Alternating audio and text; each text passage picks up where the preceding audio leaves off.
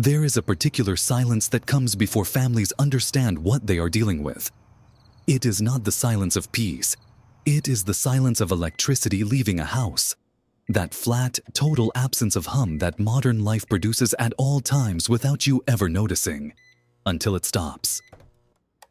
The refrigerator goes quiet. The router light blinks out. The air conditioner sighs and stills. And for about 30 seconds, most families just stand there, waiting for the normal world to come back. That is the moment this video is about. Not the moment of panic, not the moment of disaster. The moment right before families understand that what they are going through is not a flicker. It is an event, and everything they are about to need. Every single thing that will determine how the next 24, 48, or 72 hours unfold was either prepared before that silence began, or it was not. August 14th, 2003. At 4:10 in the afternoon, a software bug in a control room operated by First Energy in Akron, Ohio, failed to trigger an alarm. A sagging power line brushed a tree branch that had grown a few feet too tall. One thing cascaded into another, and in the span of about 5 seconds, 55 million people across 8 states and the province of Ontario, Canada went dark. The largest blackout in North American history began with a tree. Cash registers stopped. ATMs went offline. Gas stations could not pump fuel. Credit card systems failed instantly. The few stores that stayed open took cash only, and most families had almost none. People were stranded in subway tunnels under New York City for hours. Economic losses were later estimated at between $4 and $10 billion. Nearly 90 excess deaths were recorded in New York City alone in the days that followed. And yet, here is the thing most people never think about. Millions of families who lived through that event walked through it with almost no suffering at all. Not because they were lucky, because they had quietly and without urgency put certain things in place before the tree hit the wire.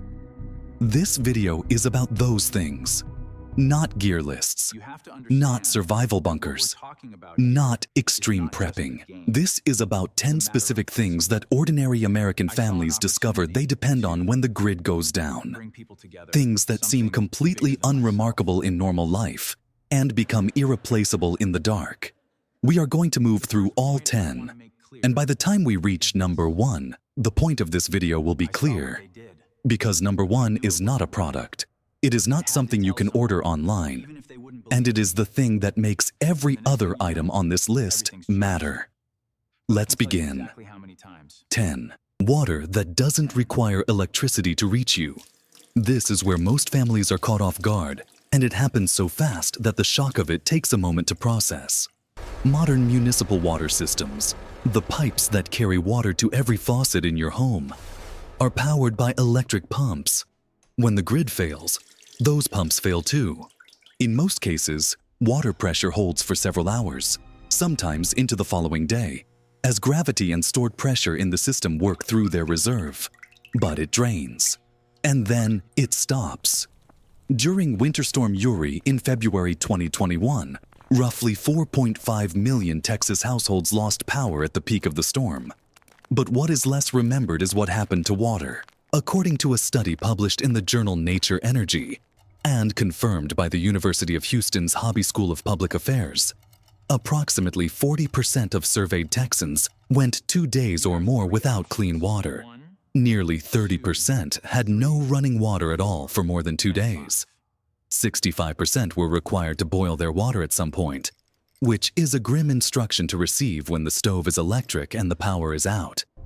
In San Antonio, a city of over 1.4 million people, the water system experienced catastrophic pressure loss. Residents were told to boil water. Many had nothing to boil it with. What most families in Texas did not have was stored water. 1 gallon per person per day is the minimum that FEMA, the Red Cross, and the CDC all recommend for drinking and sanitation during an emergency, meaning a family of 4 needs at minimum 12 gallons for 3 days.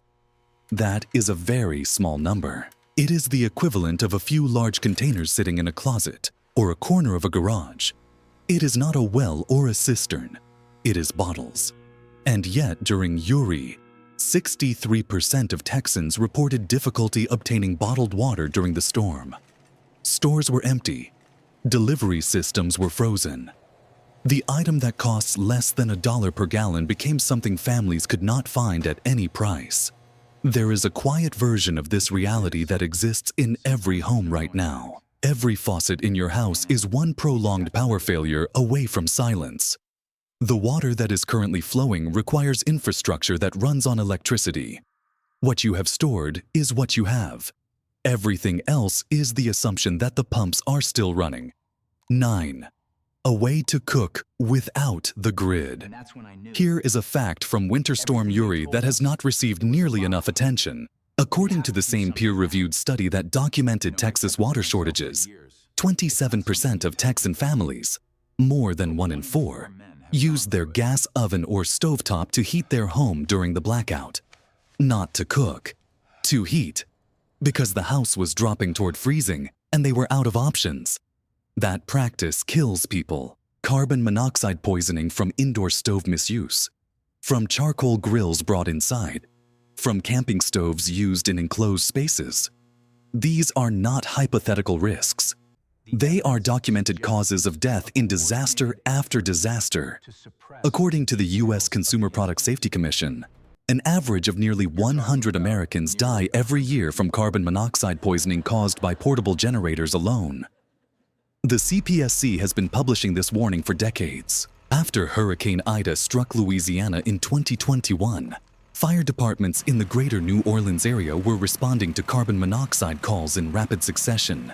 CPSC staff later documented 256 homes that reported at least one CO exposure incident.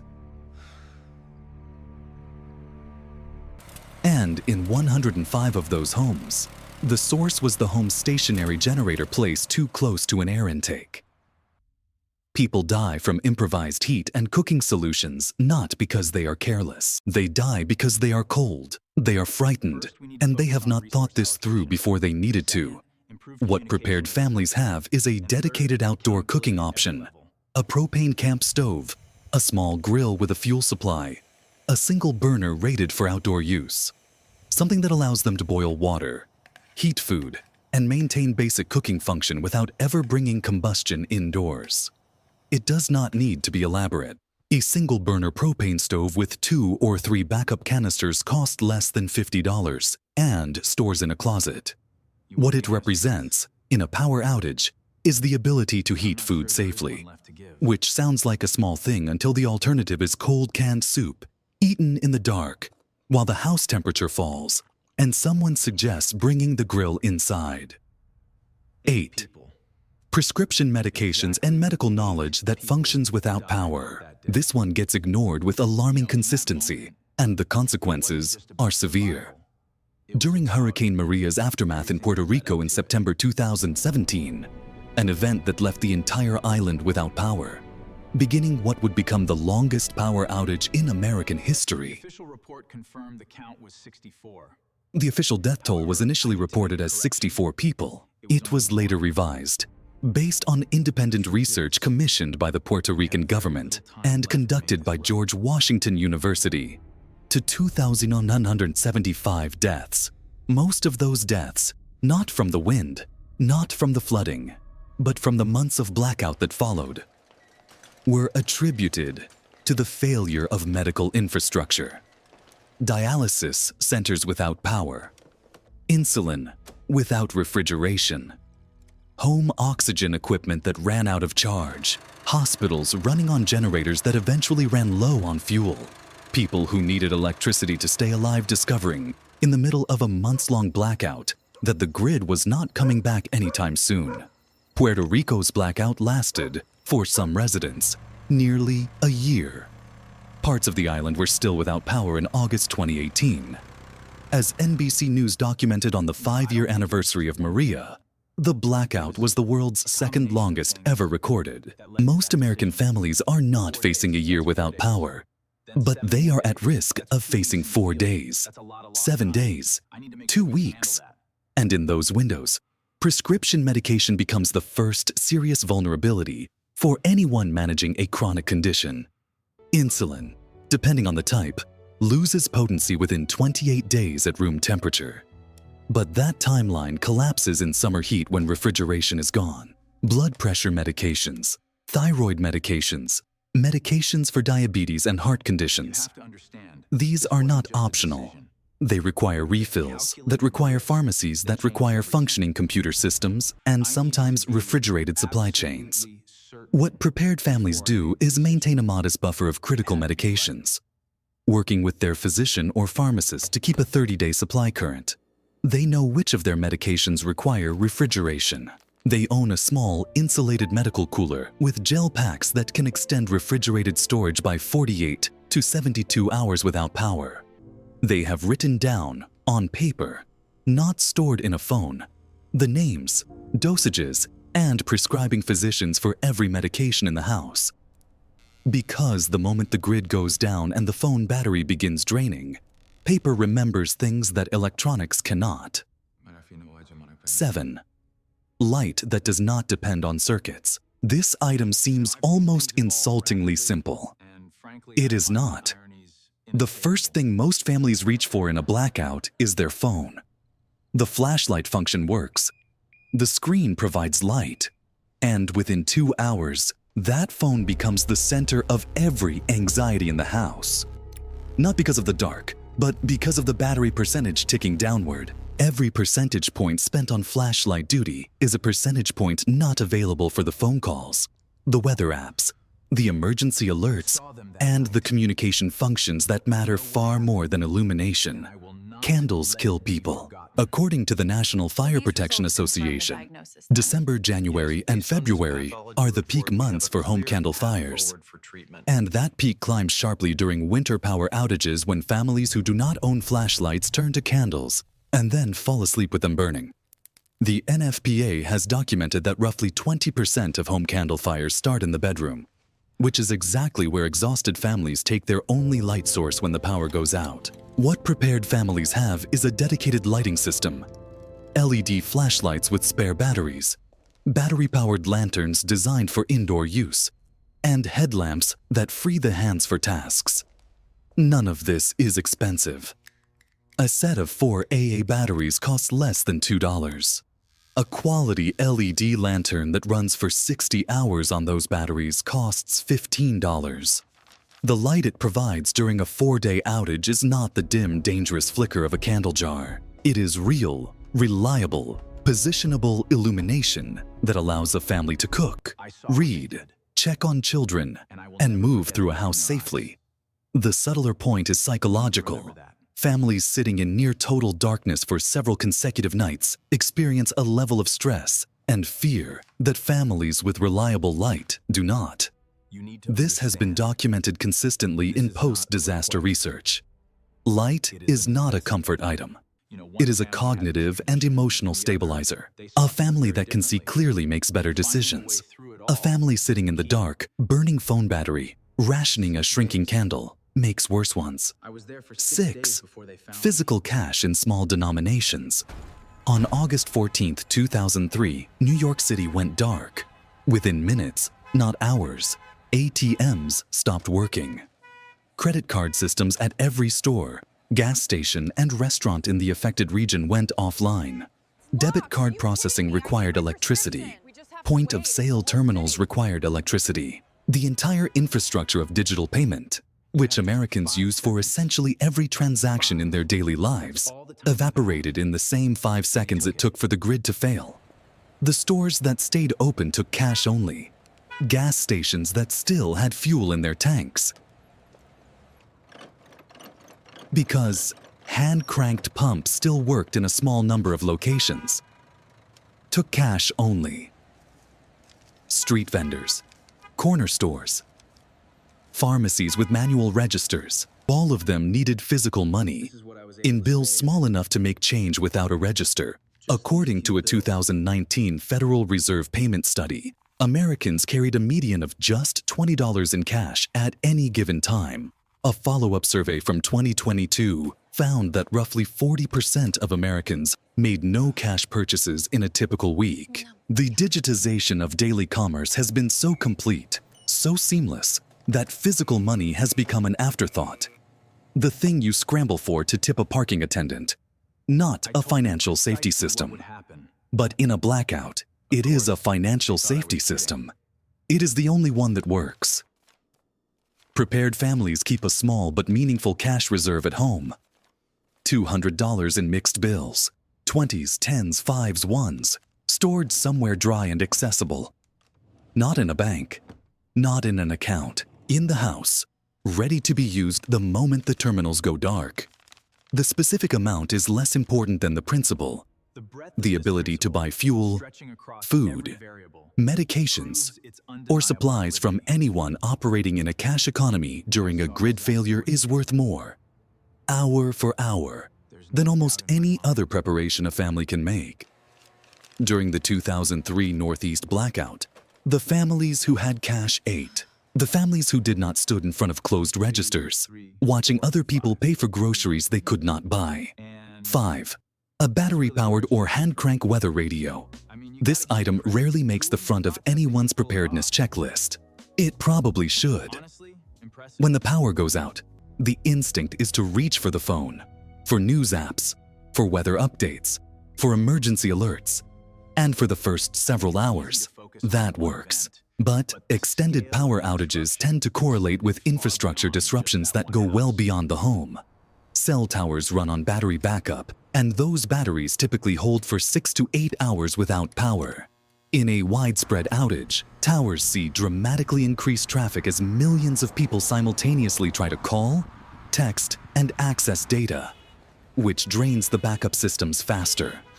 During the 2003 Northeast Blackout, wireless networks in New York City experienced enormous congestion. During Hurricane Maria, 95% of Puerto Rico's cellular network was knocked offline. During Winter Storm Uri in 2021, 71% of affected Texans lost internet service.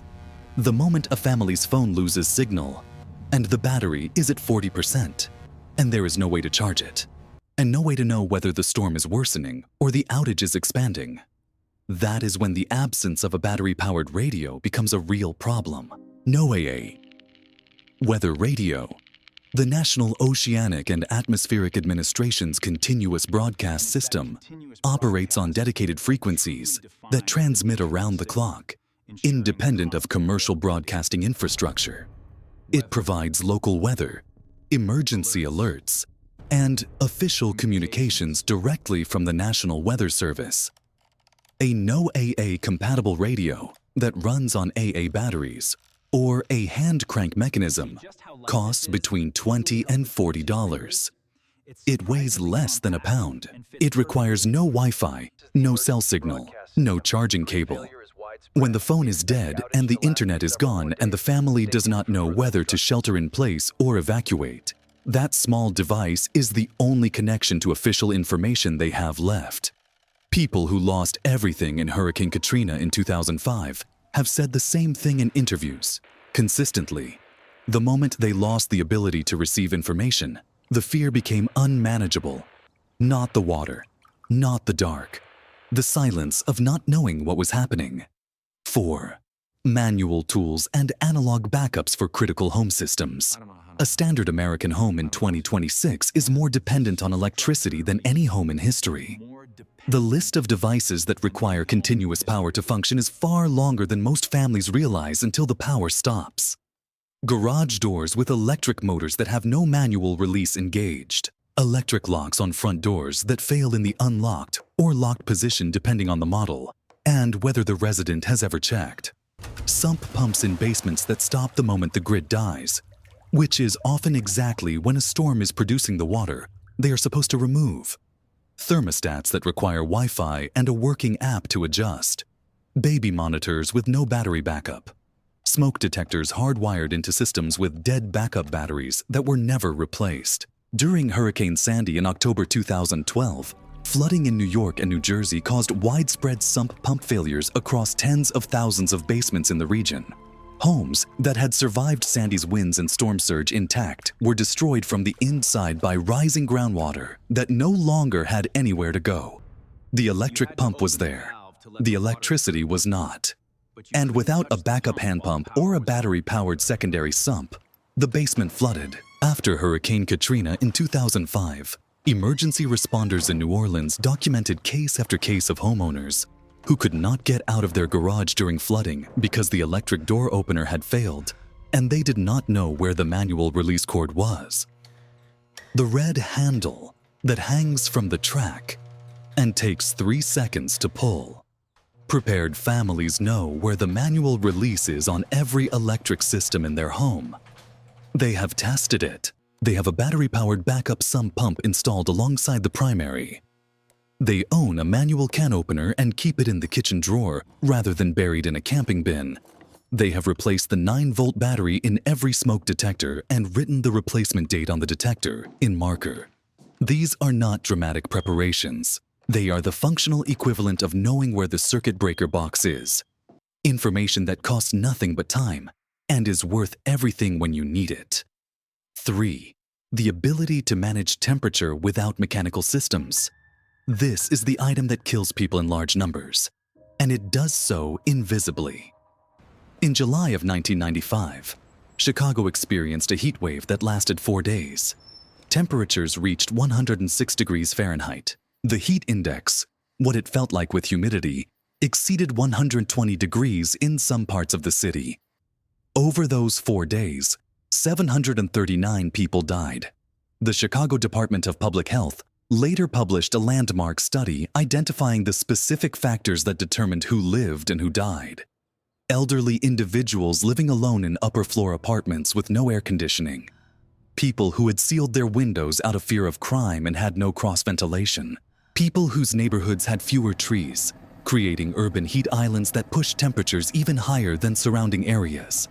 People who did not open their doors and ask for help because they were afraid or proud, or simply did not understand how dangerous the heat had become. The Chicago heat wave was not a power outage, but power outages produce the same thermal vulnerability. In summer, by eliminating air conditioning. In winter, by eliminating furnaces and electric baseboard heat. According to FEMA data, temperature-related emergencies, both heat and cold, are the leading cause of weather-related deaths in the United States. More than hurricanes, more than floods, more than tornadoes in most years. What prepared families understand is that the home itself must be manageable across a temperature range, and that managing temperature without mechanical systems is a skill and a set of tools, not just a thermostat setting. In summer, knowing which windows to open and when, how to create cross-ventilation, where to place battery-powered fans for maximum cooling effect, and which rooms hold heat longest and should be abandoned in favor of lower, shadier spaces. In winter, how to concentrate heat in a single room using blankets hung over doorways, insulating window gaps, sleeping arrangements that keep family members warm together rather than spread across cold bedrooms. The principle is the same in both seasons. The house is not a climate-controlled box anymore. It is a physical space with thermal properties that a family needs to understand and work with. A battery-powered fan for summer, an emergency sleeping bag rated to below freezing temperatures for winter, thermal underlayers for every family member, knowledge of where the warmest room in the house is and how to seal it off. These are the tools. The knowledge is not something you can buy. It is something you have to think about before you need it. 2. Communication, a way to reach and be reached that does not require the grid. The 2003 Northeast Blackout caused an immediate collapse of wireless communication in affected areas. Cell towers saw such massive simultaneous traffic that networks were functionally unreachable for hours. The same pattern repeated during Hurricane Katrina, during Hurricane Sandy, during Winter Storm Uri, and during Hurricane Beryl when it struck Houston in July 2024, and left more than 2 million customers without power during one of the hottest summers on record. In every case, the story is the same. Families are separated. They have no reliable way to reach each other, and the anxiety of not knowing where a spouse or child or elderly parent is becomes in the accounts of survivors, as distressing as the emergency itself. There's a gap that most families have never addressed, because modern communication has become so seamless that the idea of it failing feels abstract until it happens. A phone with a dead battery is not a communication device. A cell tower that is overloaded or without power is not a cell tower. A Wi-Fi router with no electricity is a piece of plastic. What prepared families have built is a layered communication plan. Not a single technology, but a system.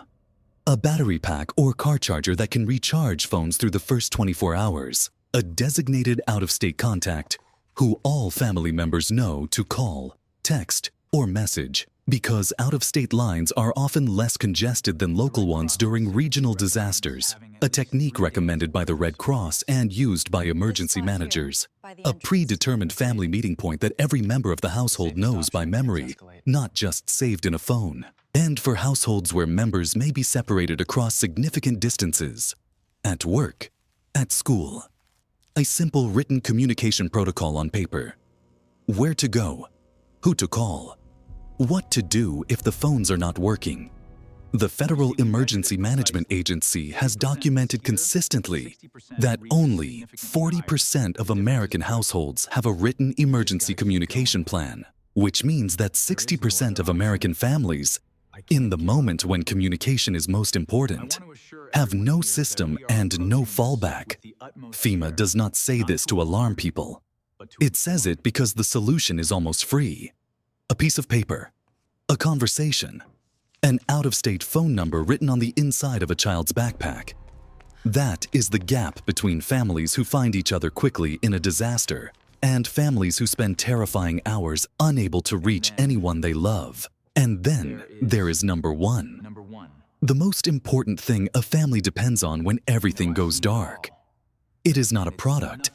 It is not a piece of equipment. You cannot buy it at a hardware store or add it to a cart on a website. Number one is a decision, made in advance, by every adult in the household. It is a household preparedness plan, not a vague intention to be prepared, not a mental note to think about this someday, but an actual decision about what the family will do in the first hour of a power outage, in the first day, and if necessary, in the first week. Here is why this matters more than any other item on this list. During Winter Storm Uri, the University of Houston's Hobby School of Public Affairs documented that 18% of affected Texans left their homes during the blackout. Of those who sought shelter elsewhere, hotels, family, friends, warming centers, more than 40% of those shelters themselves lost power, water, or both. Same in here. People fled one situation without knowing where they were going and arrived somewhere equally compromised. Families made emergency decisions in the middle of a crisis, under stress, without information, without a plan. And those decisions, made impulsively, sometimes made things worse. FEMA has published research showing that households with a written emergency plan report significantly better outcomes during extended emergencies than those without one. The specific content of the plan matters less than the fact that the decision was made in advance. Because advanced decisions are made by calm people with time to think, and crisis decisions are made by frightened people who have run out of both. A household preparedness plan answers specific questions before they become urgent. If the power goes out tonight and has not come back by tomorrow morning, who calls whom? Where do family members who are not home go? At what temperature does the house become dangerous? And what is the plan when it reaches that point? What is the backup shelter? A specific address? A specific person? Who has the cash? Where is the medication list? What does each family member need to know how to do? And does each family member actually know how to do it? These questions feel theoretical in a warm, lit house with a full refrigerator and a functioning phone. They feel like the most important questions in the world on the third night of a blackout, when the temperature is dropping and the battery is at 12%, and someone is crying, and someone else is making decisions they will regret. The families who walk through blackouts without catastrophe do not have better luck. They have better decisions. Decisions they made before the lights went out, when they still had time to think clearly. That is what number 1 is. A decision made now, while you can. 10 items, 10 things that families discover they depend on when the power stops and the silence arrives. Water that does not require electricity to reach you. A way to cook without the grid. Medications and medical knowledge that function without power. Light that does not drain a phone battery. Physical cash in small bills. A weather radio that works when the cell network does not. Manual tools and analog backups for critical home systems. The ability to manage temperature without mechanical help. A layered communication plan that functions without the internet. And a decision made in advance that makes all of them useful. None of this requires a bunker. None of it requires expertise. It requires only the honest recognition that modern life is fragile, that the convenience of it is real, and so is its vulnerability, and that the gap between a family that manages a crisis and a family that is overwhelmed by one is almost never equipment. It is almost always time.